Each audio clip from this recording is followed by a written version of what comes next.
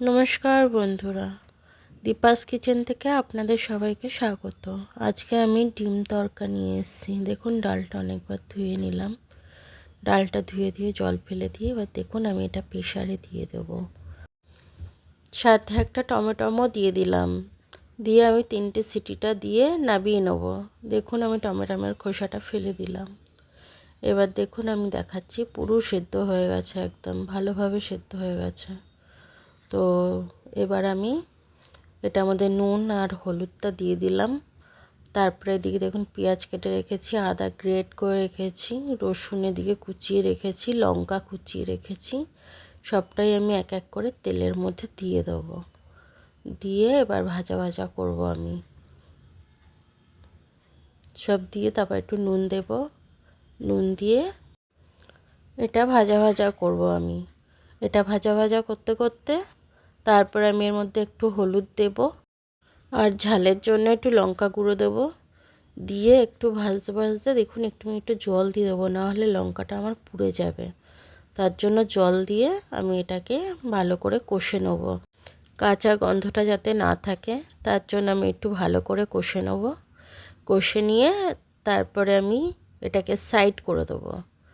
Side করে দিয়ে এবার দেখুন আমি কি করি। এবার সাইড হয়ে গেছে, দেখুন ডিমটা ফাটিয়ে দিয়ে দিলাম।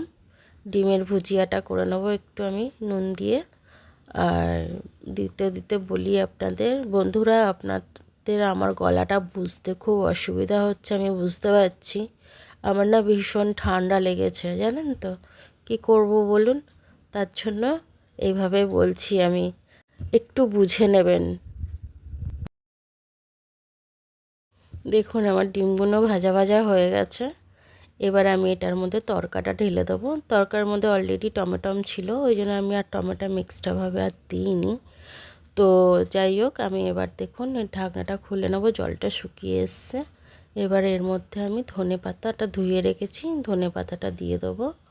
ধনে পাতা দিয়ে আর একটু নেড়ে আমি এটাকে নামিয়ে নেব।